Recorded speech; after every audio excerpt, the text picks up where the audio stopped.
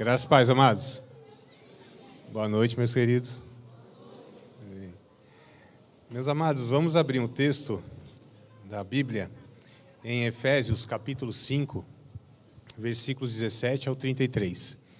Como o pastor já falou, hoje a gente está, como igreja aqui, fazendo o encerramento desse mês, onde foi enfatizado um pouco mais a respeito da família, né? Alguns pontos foram abordados, alguns temas foram discutidos e foi-me dado esse privilégio nessa noite, desafio e responsabilidade de falar de mais um ponto sobre a família, que é o papel de cada um, ou seja, o papel do homem e o papel da mulher dentro do matrimônio, da conjugalidade. E é o que me cabe, então.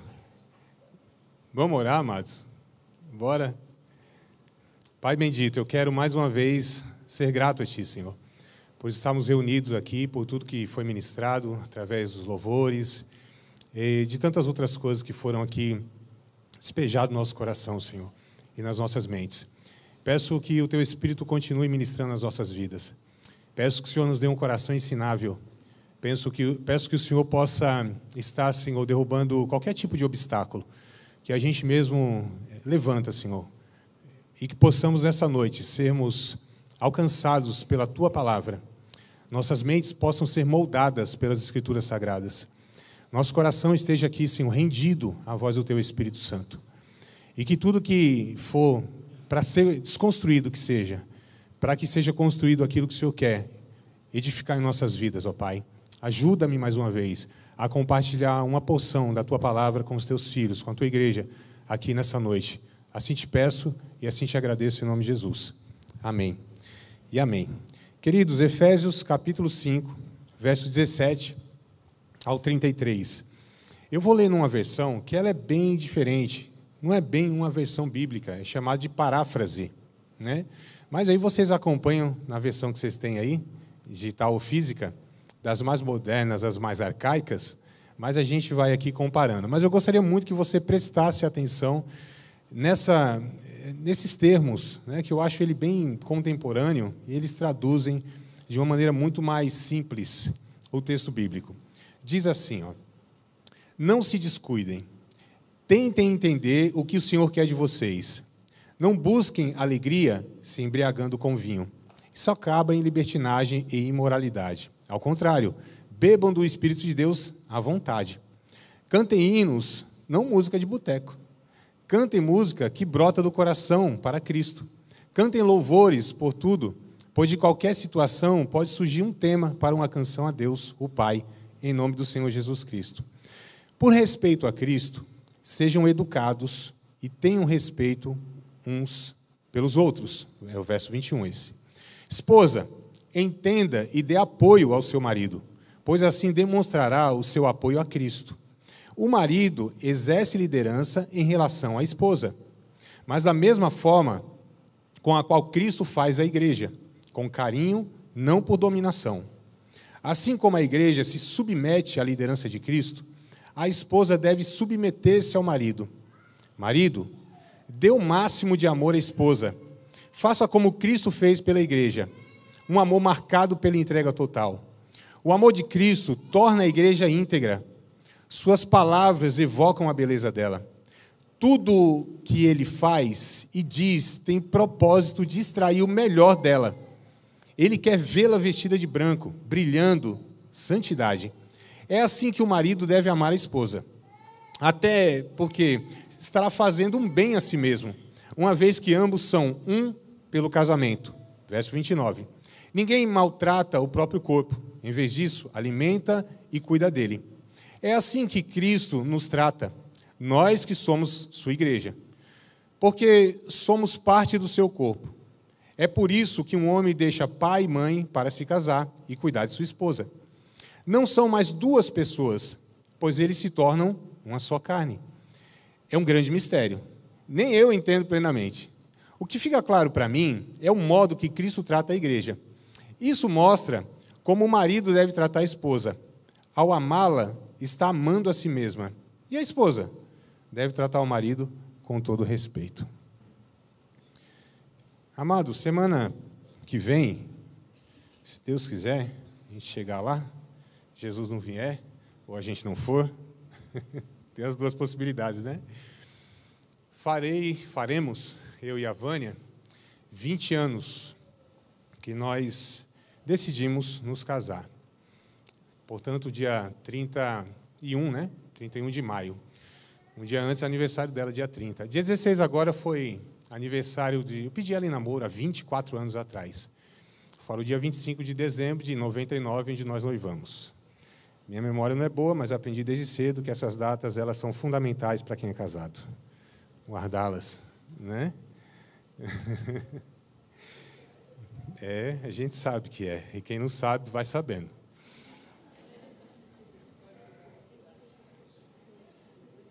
Amados, a gente está rindo no começo, que é para ver se chora no final, viu?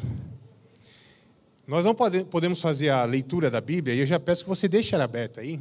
Eu queria muito que nós pensássemos, refletíssemos, ponderássemos, colocasse isso como espelho na nossa vida, naqueles que são casados, naqueles que ainda pretendem casar.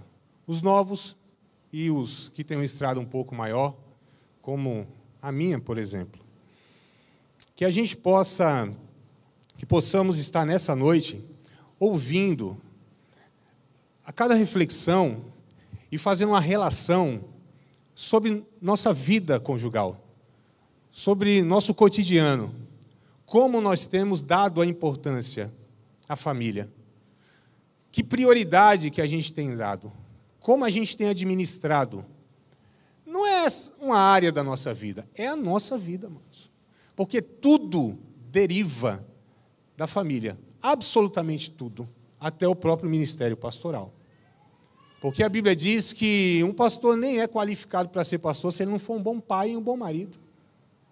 Isso, para mim, é central naquele texto, embora tenha outras qualificações lá. Da família deriva absolutamente todas as atividades ou melhor, dela que deveria, né, da base familiar, é que deveria derivar toda a atividade dentro da igreja e fora dela, ou seja, na sociedade no geral.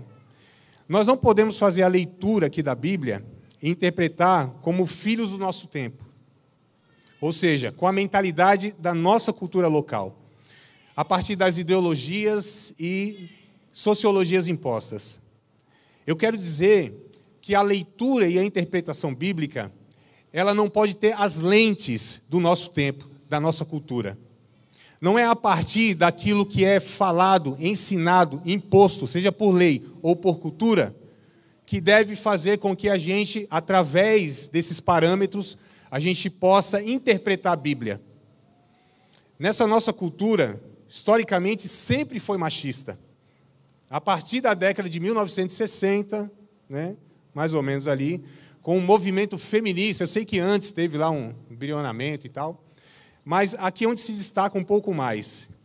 E aí foi para outro extremo, ou seja, do machismo, né, extremamente pecaminoso, estamos partindo para o feminismo, que também é outro extremo, e a gente percebe que o feminismo, ele também pretende estar subjugando uma outra parte. É outro extremo.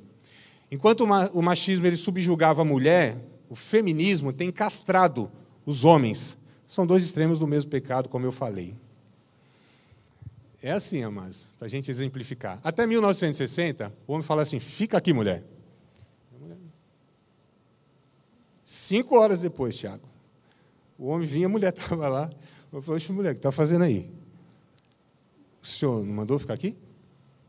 Chamava de senhor e obedecia, assim, cegamente. Hoje, o homem diz assim, fica aqui, mulher. A mulher responde, repete se tu é homem. Dois extremos, amados. Relações pecaminosas do machismo e do feminismo. Quando fala-se do amor, sempre a gente compara o amor da mãe, né? Até a gente cita aí o texto de Isaías. Porém, o amor ele não tem maior expressão na mulher ou na mãe. Mesmo porque o texto lá de Isaías, né, diz que é possível a mãe abandonar o filho, que ainda mama. Porém, Deus, na figura do pai, não abandona. E eu não quero dizer que o pai ele também tem um amor maior, porque Deus se apresenta nessa figura como pai. Porque amor é amor, amados. A gente que tem trabalhado um negócio meio esquisito, e até tentam adaptar teologicamente isso, pegando termos, né, lá do original, do grego, por exemplo, kairos não. Ágape, kairos é tempo, né? Ágape, fíleo, estorge, e uns querem ainda empurrar um eros, que nem existe no texto bíblico, né? Então, pegando esses termos do idioma grego, do original do Novo Testamento, para falar que tem amores diferentes. Não tem amor diferente, existe amor. Amor é amor, amados. A gente que vai criando essas coisas e distorcendo tudo, talvez na cabeça de algumas mulheres, algumas irmãs aqui, né, ou no geral, isso assim não encaixe, né?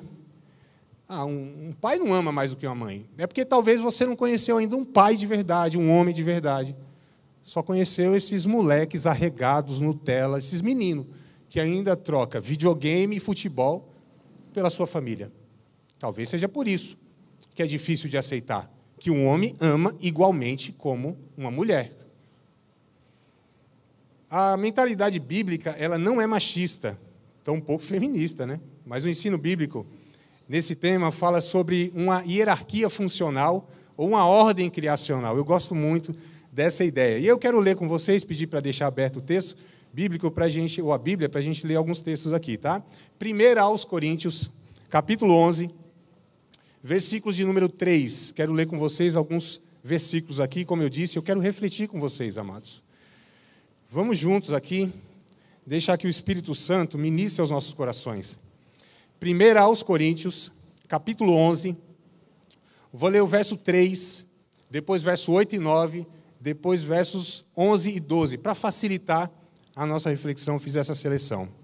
Diz assim: mas quero que saibais que Cristo é a cabeça de todo varão, o varão a cabeça da mulher, e Deus a cabeça de Cristo. Verso 8 e 9.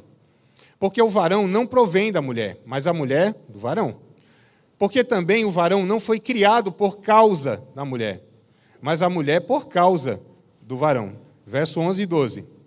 Todavia, o varão não é sem a mulher, né? Todavia, nem o varão é sem a mulher, nem a mulher sem o varão no Senhor. Porque como a mulher provém do varão, ele está fazendo referência ao primeiro casal, né? Assim também o varão provém da mulher, mas tudo vem de Deus. Isso fala de uma hierarquia funcional, onde primeiro foi criado o homem, mas não nessa hierarquia que colocamos como o homem sendo superior, que é o machismo.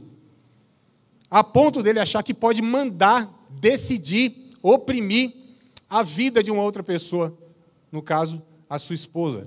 Ou homens, meio aí louco, pensa que por ser homem pode oprimir uma mulher. Não é isso, como eu falei, isso é reflexo desse machismo que nós herdamos, infelizmente ainda, na nossa cultura e dentro das nossas igrejas, e nós lutamos com isso, porque isso vem sendo cultivado, amados, de uma forma assim muito difícil de ser rompido. Isso está entranhado na nossa cultura. Eu luto, mas muito, porque às vezes me deparo falando, pensando ou sentindo alguma coisa nesse sentido. Eu falo, meu Deus, mas não é isso que a tua palavra me ensina. A gente é afetado por essa cultura. Nós somos prejudicados pela vida dos nossos pais, que agiram muitas vezes assim, e como fruto dos seus pais, os seus pais, os seus pais. Mas a gente precisa ser corrigido pela palavra de Deus. No texto aqui, quando é falado sobre cabeça, não é no sentido que a gente entende, né, como eu disse, como aquele que é superior. Pois se fosse assim, amados, Deus aqui no texto seria superior a Cristo, porque diz que Deus, o Pai, é superior a Cristo. Então não é nessa ideia de hierarquia, né? Não é nessa ideia de superioridade, mas é na ideia de relação funcional. Qual é a relação funcional a respeito de Deus, aliás, de Deus em relação a Cristo? É de prover, de proteger e de guiar. Porque quando Jesus vem ao mundo, Deus providencia um corpo para ele. Quando o menino Jesus, ainda frágil por ser criança e protegido, né, por dois pais ali que também eram limitados em todos os sentidos que vocês imaginarem, foi protegido por Deus. o pai. E também foi, nessa ideia, provido, protegido e guiado, enviando o seu Espírito Santo. Nessa mesma ideia, amados, é que eu quero trabalhar sobre essa hierarquia funcional ou criacional. E aí eu quero falar sobre o papel do homem. Porque o homem, ele deve ser submisso à sua esposa. Vou tomar um golinho d'água agora. Pensei que as irmãs iam falar glória a Deus. A gente ouve muito o seguinte: as mulheres são submissas, devem ser submissas aos vossos maridos. Não é isso que a gente ouve, amados? Me ajudem, queridos, para ver se eu não estou enganado aqui sozinho. Não é? Só que a gente às vezes confunde submissão com subserviência. A Bíblia fala sobre submissão não com o termo, mas o conceito? Sim, é o texto que eu estou pegando aqui como base, que a gente vai refletir daqui a pouco. Submissão nada mais é, o termo, a ideia e o conceito, está sob uma tarefa, sob uma missão. E nisso, o texto que nós lemos aqui, nós vamos recorrer ele de novo, para a gente entender isso, que ele vai do verso 17 até o 33, amados. Eu peguei esse texto aqui para mostrar para vocês que muitas vezes essa Bíblia nossa que nós usamos, todo mundo usa, a mesma Bíblia nessa organização, ela tem capítulos, tem versículos e subtítulos lá em negrito que não fazem parte dos originais. Foram acrescidos depois isso, 1.250 anos depois da versículo. Depois de 1.500 anos, os capítulos, ou o contrário, melhor dizendo. E, às vezes, essas organizações, elas quebram o raciocínio do autor. Elas interrompem o que o autor estava falando. Então, a gente fala muito na celebração, né, dos casamentos que a gente vai celebrar, a gente pega esse texto aqui do verso 22 em diante. Vós, mulheres, sejam submissos aos vossos maridos e tal. Mas a gente esqueceu que antes tem um texto e depois tem um texto. Isso a gente chama de contexto. E alguns pegam o texto fora do contexto e geram o pretexto que querem, que é o que se faz muitas vezes. Porque no texto, ele está dizendo que o marido também é submisso à sua esposa, nessa ideia de que o homem também está sob uma tarefa em relação à sua esposa, sob uma missão. É muito claro para mim aqui na leitura, e a gente vai acompanhar isso. Então, o papel do homem, ou a missão do homem, ou a submissão do homem em relação à mulher, melhor, vou até pegar aqui num geral, depois a gente vai em relação à mulher. Mas o homem em si, a primeira tarefa, a tarefa mais nobre, aquilo que é mais precioso como tarefa de um homem na sociedade é ser pai. Na Bíblia, a gente vê alguns personagens que a gente julga serem centrais. Antigo Testamento, por exemplo, a gente tem Abraão, a gente tem Moisés e a gente tem Davi. E no Novo Testamento eu quero destacar José. Para muitos, Abraão, Moisés e Davi foram as três figuras centrais, principais de toda a história de Israel. A Abraão, Deus confiou uma promessa. A Moisés, Deus confiou uma nação. A Davi, Deus confiou um reino. E a José, Deus confiou o seu filho. Me fala, qual desses quatro, para vocês, a ótica de Deus, parece ser o mais importante? Na atividade, um patriarca da fé, um estadista, um rei ou um pai? Quem confia o seu filho a essa pessoa, o considera, sem dúvida, amados, o mais importante e confiável. Não é isso? O mais importante e confiável, que é José. Falei alguma coisa errada, filho? Não? Ele me corrigiu, ele fez assim. Então, aqui o filho também ensina o pai, de vez em quando, né? A ausência paterna, amados, ou a paternidade, né, com maus exemplos, eles têm gerado um impacto assim incomensurável na sociedade, reverberando, inclusive, para gerações futuras, né, causando um prejuízo assim, destruidor, nefasto. Eu tive o privilégio, no começo desse mês, a levar uma palavra, uma mensagem, ali na Assembleia Legislativa de Vitória. E a Vânia até me perguntou, o que você vai falar lá? Aí eu mostrei para ela lá o que ia falar, ela disse, mas tem risco de você sair preso de lá? Eu falei, pensei comigo, pela lei não, né? Mas a lei também no nosso país tem sido só um detalhe, né? Mas eu fui e falar sobre paternidade, amados, a importância de um pai de verdade e que contribuição que ele traz na sociedade. Um dos problemas contemporâneos que tem sido abordado na psicologia, né, é o desavoramento e o desbussolamento da figura paterna. Nós temos 3 psicólogas aqui, é só vocês consultarem elas depois para ver se eu estou falando bobagem aqui. A sociedade sempre teve a bússola do pai, do homem, para reger os seus valores, princípios e até a manutenção de uma nação. Amados, é muito preocupante que a gente está enfrentando como o desprezo da figura do homem. Combatendo talvez esse machismo, como eu falei, esse feminismo, tem castrado os homens, tem acuado alguns homens. Não os homens de verdade. Mas muitos têm tido o seu valor como sendo nada. Eu falei aqui da psicologia, é que eu estou lembrando os compêndios de Freud, onde ele diz, ele fala, ele mostra, ele prova e comprova que a criança, até 6 anos de idade, ela tem a figura do pai como uma figura de disputa em relação à mãe. Aí chega nesse período, não dá conta, né? O psiquismo funciona assim, né, Liane? Não dá conta, então disse, tá bom, não dou conta, então a mulher dele. E aí o pai começa a passar a ser uma outra figura, um outro parâmetro, que é de herói. Alguém que ele imita, quer imitar, a referência máxima dele. Veja que coisa interessante, amados. Complexo de Édipo, né? E a gente tem desconfigurado isso, amados, desde a escola, como eu falei, a cultura, a escola, esse Estado que está anunciando uma tragédia na nossa nação, entre outras nações aí também, desconstruindo isso na cabeça das nossas crianças. E a responsabilidade cabe e cai sobre nós, discípulos de Cristo, homens de Deus.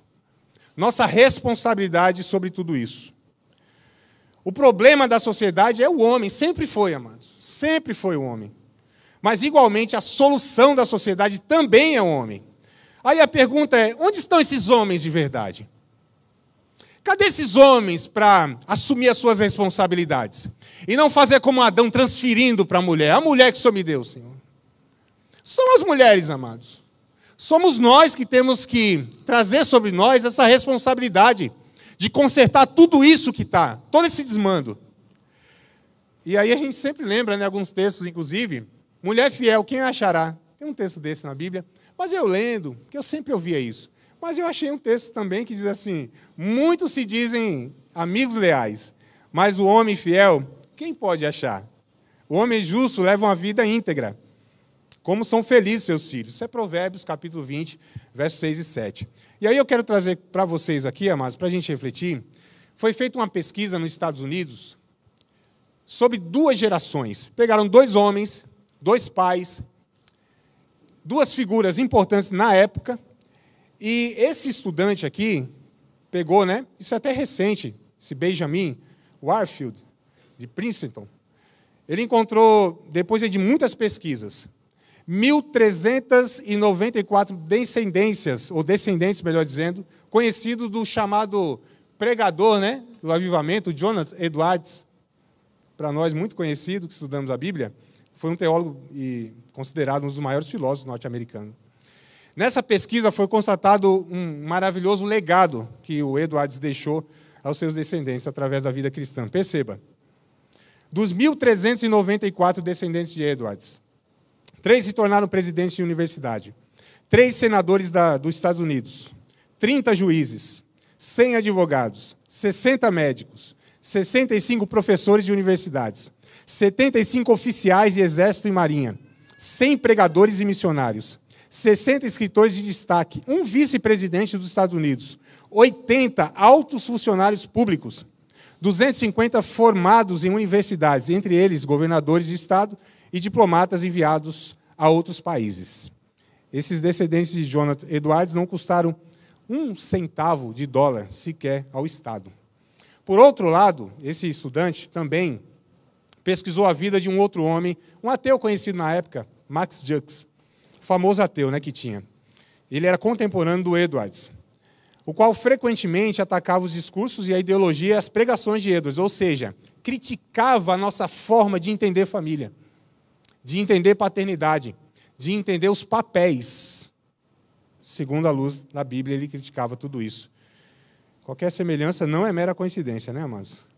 E é interessante aqui que foi feito também esse lastro na vida e nos descendentes desse Max Jux, e foi constatado o seguinte, amados, percebam, 310 morreram como indigentes, 150 foram criminosos, sendo 78 assassinos, 100 eram alcoólatras, mais da metade das mulheres prostitutas. Os 540 descendentes de Jux custaram ao Estado norte-americano 1.200.000 e tantos dólares. Com tudo prejuízo causado socialmente.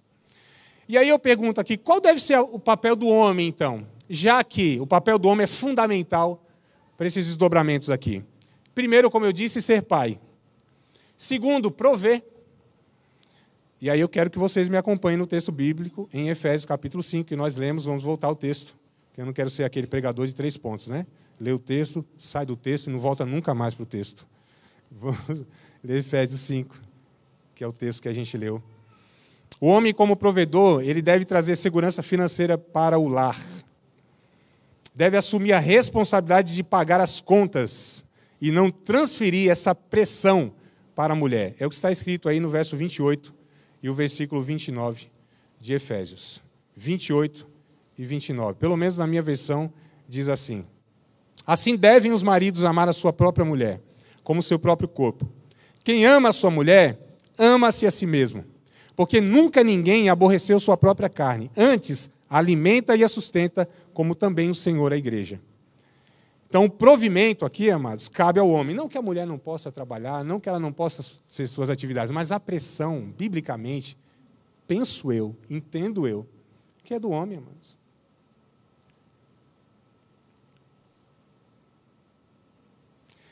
Esse provimento também deve ser na segurança emocional, né? Não é só financeira, não. Sobre todas as circunstâncias de estresse e pressões das mais diversas. Ou seja, é a gente, o homem, que tem que prover para a mulher a segurança emocional. A gente sabe, mas nossa Constituição é razão. Isso é biologia, psicologia, antropologia e é o que mais se quiser de logia. Nosso parâmetro é razão. A mulher é emoção e não tem nada de errado nenhum nem no outro. É constituição humana. E aí, nesses momentos de fragilidade feminina, não é nenhum demérito, pelo contrário, o homem precisa prover psicologicamente, emocionalmente a segurança. Imagina só a mulher angustiada, triste, enfim, nessas suas questões mais sensíveis, mais agudas, o homem começar a chorar. Já pensou, mas vou me compadecer, a Bíblia diz chorar com os que choram. Não, segurança emocional. Deus nos deu essa condição, essa estrutura de um equilíbrio frente às adversidades e às pressões que nós temos condição estrutural, psíquica, física, inclusive, de suportar. Como eu disse, essa sociedade, amados, tem emasculado esses homens. Espero não ver nenhum homem na igreja de cropped. Pelo amor de Deus. Afeminados, descaracterizando a sua virilidade, não a sua macheza. Eu estou falando de virilidade bíblica, de um homem que segura a bronca, amados. Aí já fica a dica, amadas, irmãs, santas de Jeová, as meninas, as jovens. Cuidado com esse varão, viu? Que é muito sensível, muito frágil.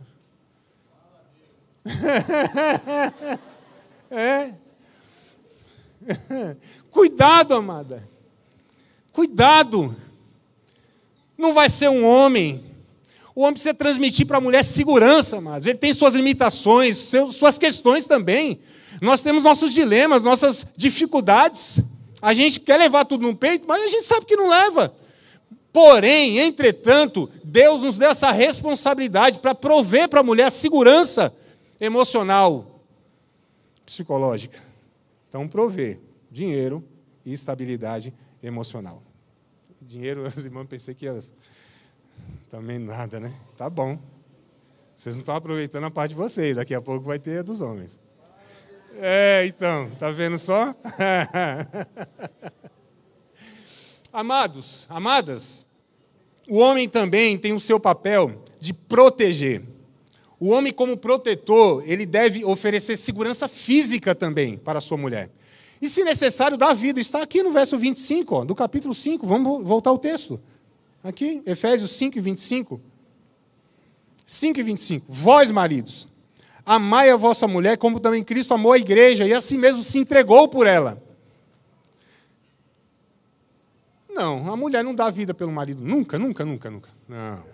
Pelo seu filho, pode ser, eu acredito que sim. Aí eu, como diz aqui, eu boto fé. Uma bala perdida, um tiroteio, mulher, não, é o marido que é colocado na frente. E ele vai mesmo, amado. E vai sem pensar, sem titubear. É o nosso ímpeto. Sempre foi assim na humanidade. Não tem exército feminino, amados. Como eu disse, a mulher pode morrer pelo seu filho e morre mesmo. O homem morre pelo seu filho, pela sua mulher, pelo filho de quem ele não conhece, pela mulher de quem ele não conhece. Isso é homem de verdade, amada. O homem faz isso, sempre fez isso. Se o teu não faz, é outra história. Você, ele, Jesus e sei lá o que mais. E gabinete pastoral. Esse papel do homem, ele é muito retratado para mim naquele filme 300. Acho que todo mundo aqui assistiu, né? Se não assistiu, devia ter assistido. Amados, é fantástico. Que filme. Que filme. Eu sei que é um negócio meio fictício, assim, meio, né? Mas que filme que retrata o que o homem é. Os caras foram 300 homens. Eu ia perguntar se tem espartano aqui. Se tivesse, eles iam responder. Não responderam? Aí, tá vendo? Tem um, pelo menos. Os homens vão na convicção da morte, amados. O filme é isso. Na convicção da morte, eles não têm esperança que vão. Eles sabem que vão morrer. A convicção deles é vamos morrer. Mas eles não põem um pé para trás. Vão os 300. Morrer, sabe por quê? Por sua esposa, por seus filhos. É essa a tônica, o tema do filme. Eles vão morrer pelas suas famílias, amados. Você é homem. Tem um que está querendo matar a mulher, tem que morrer pela mulher. Né? Sabe como isso é retratado? Vê na rua, quem anda do lado da calçada e da rua? Tem que ser, né, Fernanda? Tem que ser. Isso, então. Mas vamos ver se a gente está fazendo isso mesmo. Já é um indício aí de alguma coisa. Proteger aqui, é proteger de fato. Não é agredir. Porque a gente tem esse ímpeto também, né? Como a gente tem esse machismo dentro de nós, precisa ser trabalhado. A gente agride a mulher. Alguns chegam à loucura de agredir fisicamente. E aí, a orientação que eu dou, tá? Não respondo pela igreja, não respondo pela diretoria, nem pelo conselho pastoral. Respondo por mim. Denuncie. É o pai do teu filho, denuncie. Te agrediu fisicamente, é Maria da Penha, é polícia, mano. Falei, André, eu amor, a gente visita na cadeia, não tem nada não. A gente visita, a gente ora. Essa é a minha, tá? Está sendo transmitido ali, não representa a opinião da igreja aqui, não sei, mas eu estou falando por mim aqui. Essa é a minha orientação. Tá? Agrediu fisicamente. Mas tem agressão psicológica, né? Tem essa agressão, eu nem sei qual é pior. Tem a violência financeira. Tem a violência financeira, mas como o cara, às vezes, só ele trabalha, às vezes ele ameaça, ele oprime financeiramente, né? E nós vimos que o papel do homem é prover, então não tem como fazer isso. Mas também ele tem que guiar a família, e talvez aqui seja uma das coisas mais cruciais no relacionamento e no papel do homem. O homem deve ser um orientador para a sua família. Estou falando do homem de Deus, o homem de verdade. Alguém que tem uma palavra de sabedoria para os momentos críticos e decisões difíceis a ser tomada.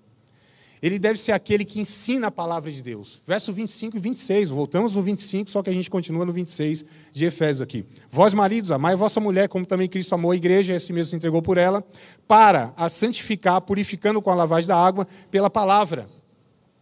O homem tem que guiar sua família.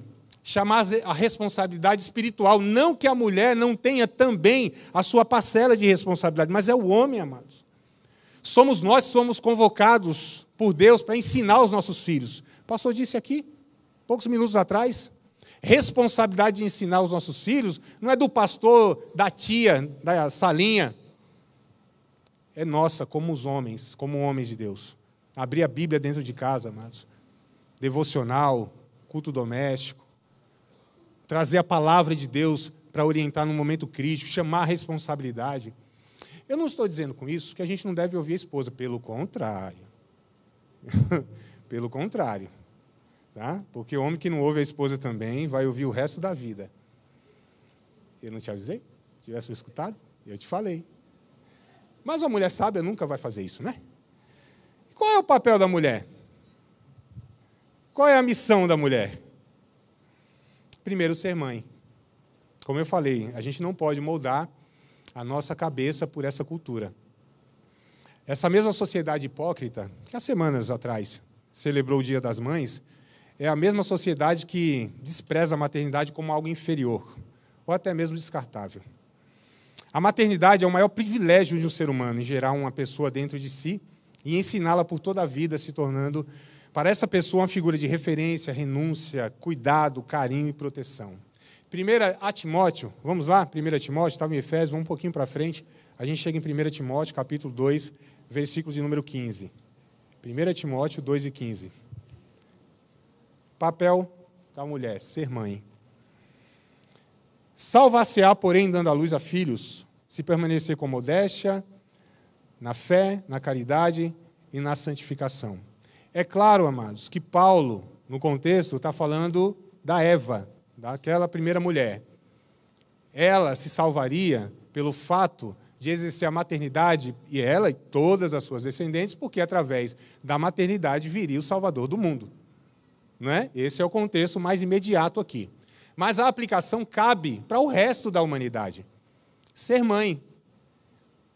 O texto de Timóteo ainda, só que no capítulo 5, ou de Paulo a Timóteo, capítulo 5, verso 14, percebam, deixa o Espírito ministrar no seu coração aí. Verso 14 do capítulo 5 de 1 Timóteo. Quero, pois, que as que são moças se casem. Moças aqui são virgens, né? Outro ponto para a gente tratar, mas não vou entrar nisso aqui agora, não. Gerem filhos, governem a casa e não deem ocasião ao adversário para maldizer.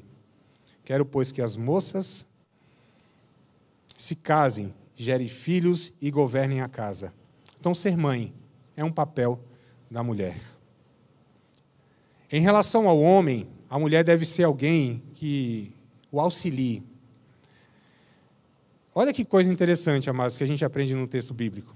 Então, primeiro é ser mãe, segundo é auxiliar o marido.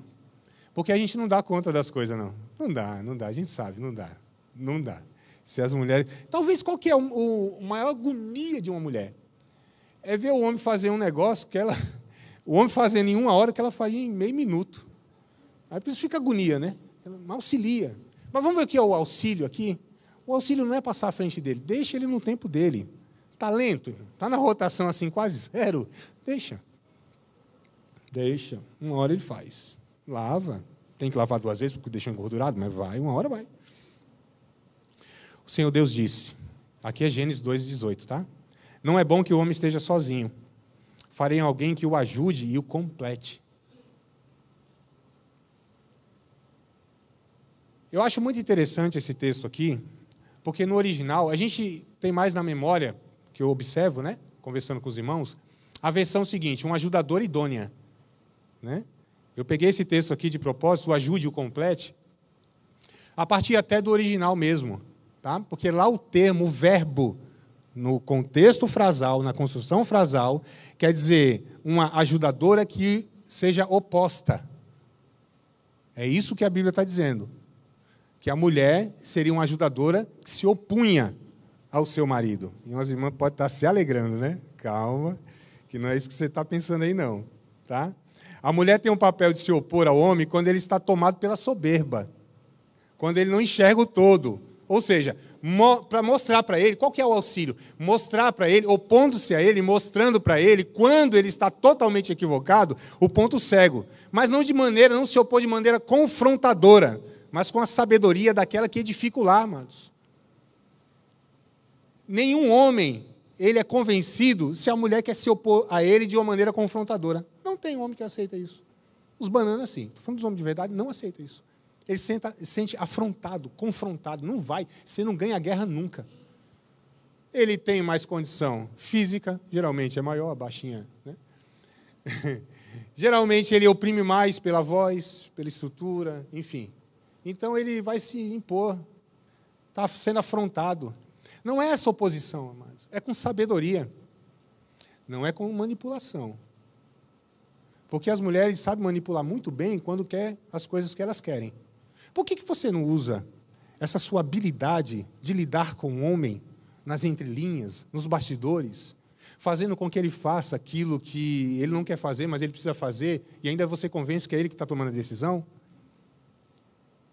Ou não é assim, amados? Quem tem coragem de confessar aqui o pecado? Hã? Vamos abrir o confessionário aqui? É assim ou não é, irmã? Você sabe que é. Eu sei que é.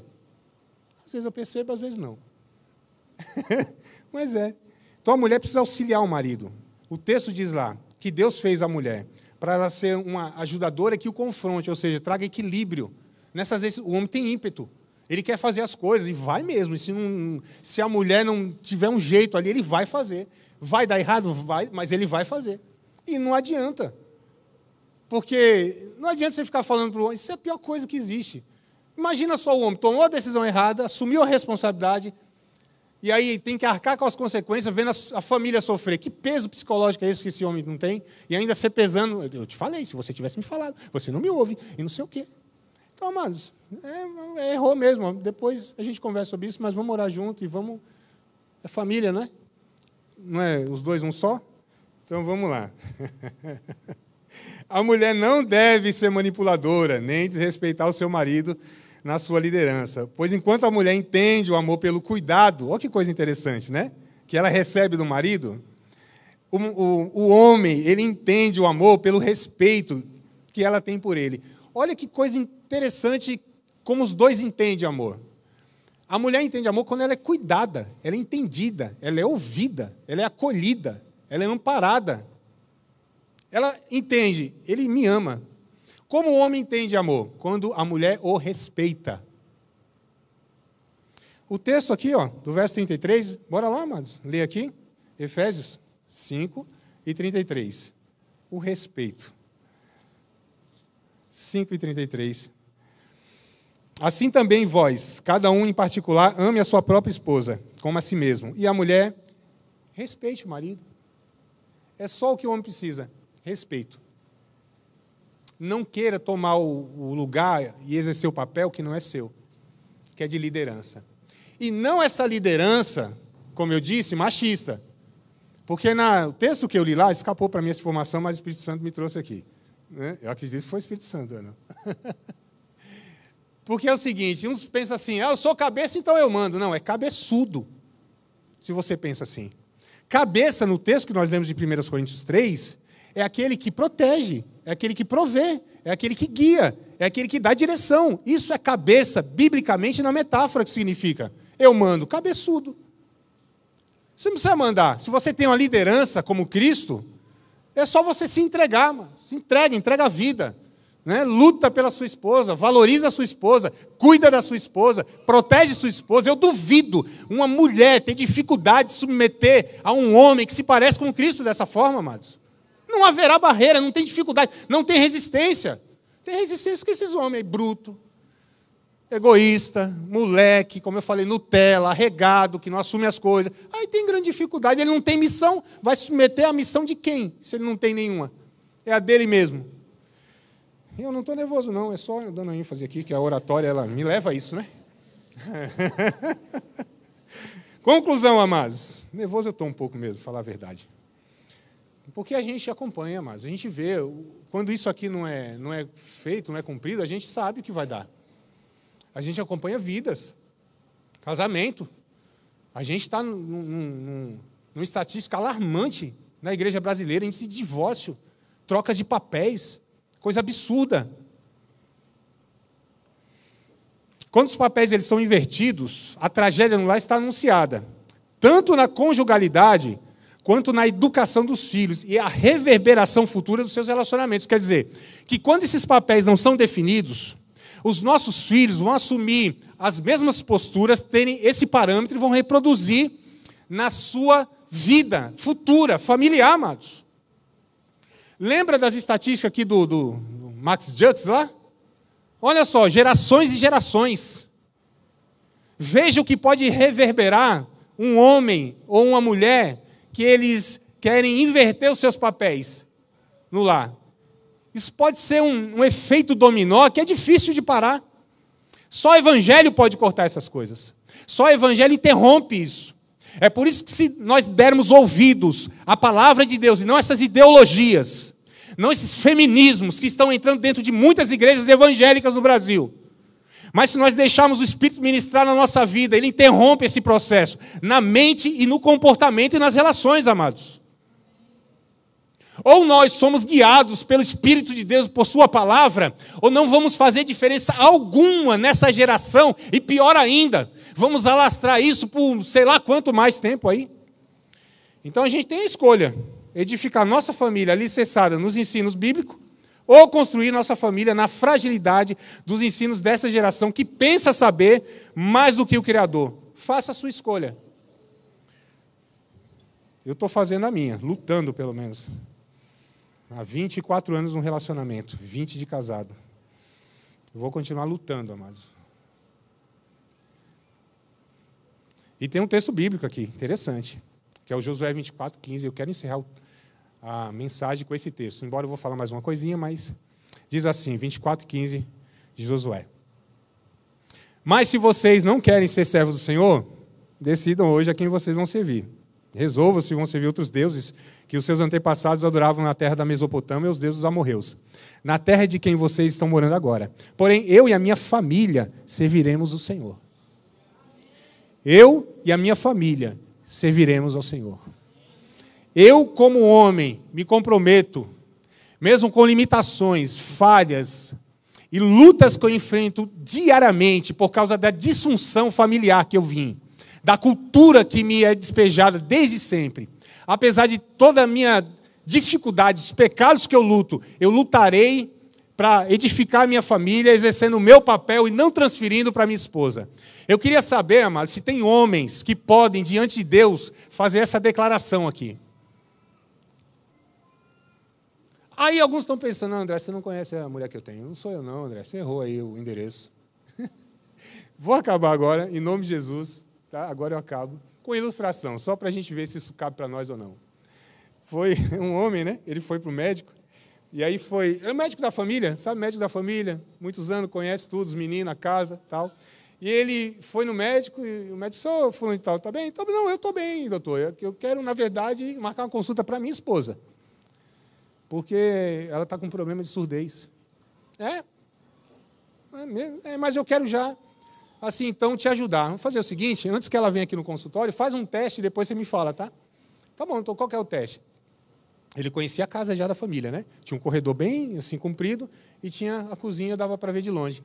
Aí o médico disse assim, faz o seguinte, uns 3 cômodos assim, você fala num tom normal, assim, meu amor, o que tem para janta?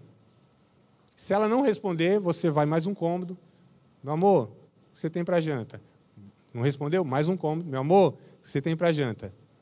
Faz esse teste para ver o grau, né, de surdez dela, para a gente já ter aqui um pré-diagnóstico.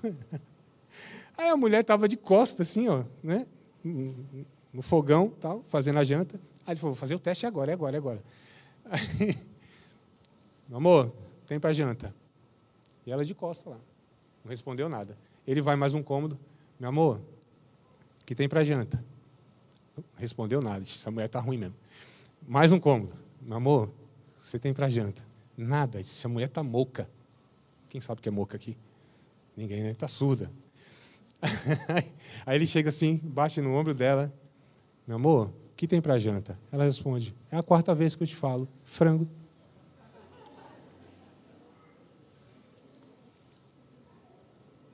problema é esse, amados. A gente pensa que é o outro problema. Somos nós, talvez o nosso papel que a gente está negligenciando e transferindo para o outro. Vocês concordam em orar comigo? Vocês concordam, amados? Nós orarmos aqui diante de Deus. Vocês querem responder a Deus? Se você entende que é Deus que está falando aqui nessa noite, você quer responder com oração a Deus? Você, mulher, naquilo que você ouviu, você entende, ih, Deus falou comigo, hein? Então responde em oração. Homem, você que entende, ih, Deus falou comigo também. Hein? A mulher dá uma cutucada, às vezes nem o Espírito Santo precisa, né? A mulher cutuca assim, é com você mesmo. Você quer responder em oração? Vamos, amados, vocês concordam comigo? Bora lá? Pai, eu quero, diante do Senhor, pedir a Tua graça, Tua misericórdia, pedir a Tua ajuda, Senhor. O Senhor bem sabe, Pai, que nós temos máscaras sociais. O Senhor sabe, Pai. E principalmente eu como homem, da soberba, do orgulho, da resistência que a gente tem de reconhecer os nossos fracassos, os nossos pecados. O Senhor conhece a vida de cada um aqui. O Senhor conhece não só o endereço, não, o CPF. O Senhor conhece a vida, o coração, o sentimento, o dia a dia, o que é falado lá na cozinha, na sala, o que é feito no quarto. O Senhor sabe como a gente fala com os nossos filhos, uns com os outros. O Senhor conhece, sabe o que a gente fez hoje, semana toda. Senhor, estamos aqui nu diante do Senhor. É por isso que a gente pede, Senhor, como o Senhor conhece a nossa vida, nos ajuda. O Senhor sabe, essa cultura ela tem forjado, muitas vezes em nós, aquilo que não é Tua vontade, Pai. A gente sabe que a gente, muitas vezes, não dá conta, Pai. Ajuda-nos. Ajuda-nos nessa noite a termos o que foi falado aqui como coisa séria, prioridade na nossa vida. Deus, eu não entendo que ministério está acima da minha família, eu não entendo que a minha profissão está acima da minha família, eu não entendo que os meus sonhos pessoais, minhas conquistas estão acima da minha família. Por isso nos ajuda, Senhor, a viver diante dessa perspectiva que o Senhor quer da gente. Nós, como homens, que possamos exercer esse papel, que as nossas mulheres se sintam seguras, que tenham um guia nas suas vidas, que sejam, de fato, protegidas, providas, que possamos ser essa ferramenta nas mãos do Senhor para cuidar das nossas esposas emocionalmente. Que a gente não possa ser como aquele que oprime, Senhor. Tem misericórdia da nossa vida. Estamos aqui confessando pecado diante do Senhor. As irmãs, de igual forma, que contemplam o coração de cada uma delas, Pai. Oh Deus, Tu sabes que muitas vezes, por repetição de comportamento das suas mães, tias, avós, que elas repetem, que elas fazem, Senhor, aquilo que não deve fazer com os seus esposos. Muitas vezes de uma forma sorrateira, como é peculiar. Mas são servas do Senhor, são filhas do Senhor. São as irmãs que querem te servir e amam a sua família, o seu esposo. Mas são pecadoras, como nós todos somos. Ajuda-nos nessa noite. Que possamos sair daqui, Senhor, pensando nisso para a vida. Que isso não acabe aqui como o último dia do tema que nós abordamos ou enfatizamos um pouco nesse mês, por ser o mês da família. Mas que isso seja para nós uma reflexão diária, por toda a vida. Que nada mais seja, Senhor, importante, nada mais importe, que nada mais seja mais precioso do que pensar sobre isso, sobre como nós estamos sendo, como discípulos do Senhor, para essa sociedade, que parâmetro que a gente tem dado, Senhor. A gente reclama tanto, a gente esbraveja, vocifera, a gente quer expulsar até demônios, Senhor, mas, meu Deus, o sal que vai refrear tudo isso aí, essa corrupção, é a nossa família, é o nosso comportamento, é o nosso exemplo, Pai. Não nos deixe ser hipócritas diante dessa sociedade. Não nos deixa, Senhor, termos uma máscara de pessoas que lidam bem com tudo, senão a gente não lida. Ajuda-nos, ó Pai. Tem misericórdia. Que os nossos filhos eles possam ter parâmetros do que é ser um homem de verdade. E aprenda conosco. Que as nossas filhas, elas aprendam, Senhor, também com as suas mães, a não se sujeitarem a um homem mau e não acharem que podem ser agredidas da mesma forma, Senhor. Senhor, tem misericórdia dessa geração que nós somos responsáveis. A semente que o Senhor colocou nas nossas mãos pode transformar e pode interromper tudo isso, Senhor, que está sendo feito, vivido. Ajuda-nos, usa-nos. Começa na nossa casa, começa na minha vida, Senhor. Começa, Senhor, lá dentro do meu lar. Porque eu não quero só ter uma casa, eu quero ter um lar, meu Pai. Eu não quero só ter uma propriedade imobiliária. Eu quero ter um lugar onde tenha respeito, cuidado, segurança, harmonia, carinho, valorização do outro. Ajuda-nos, Pai, nessa noite, que possamos ser revestidos com essa palavra. Que o Senhor nos encha do Espírito Santo, para que possamos exercer esse papel que nos cabe e não pode ser transferido. Que a gente possa, nessa noite aqui, ser transformado na mentalidade, ó Pai. Não deixa, Senhor, que as universidades possam corromper a mente dos nossos adolescentes, dos nossos jovens, mas que possamos, dentro da nossa casa, ensiná-los a verdade. A palavra do Senhor possa moldá-los, estruturá-los, para que eles possam, nesses ambientes, serem agentes de transformação do Senhor, meu Pai. Nós não queremos ficar acuados nos defendendo de leis, de ideologias, mas queremos ir, como o Senhor disse que iríamos, até o inferno, Pai, e sermos uma igreja militante, gente que não tema, homem que não tema, Pai, as consequências de falar a verdade, homens que assumam o seu papel publicamente, Senhor, possa estar sustentando aquilo que a Tua palavra fala, Senhor. Que possamos assumir as consequências de falar a Tua palavra no meio dessa sociedade perversa, corrupta, que estão invertendo, estão destruindo as bases da família, meu Pai. Ajuda-nos, levanta-nos esta noite como homens de verdade, não só macho, mas homens de verdade. Pessoas que tenham a hombridade, Senhor, de assumir a responsabilidade e irmos até a morte se formos necessário. Que esses meninos, Senhor, eles possam ter referência do que é um homem em nossa vida. Os irmãos estão chegando mais recentemente, Senhor, nesse contexto. Eles possam olhar para nós e possam ter referência, ainda que não tiveram os seus pais, mas que nós possamos aqui ser referência de homens de verdade. É assim que eu te peço, é assim que eu te agradeço e faço isso em nome de Jesus. Amém.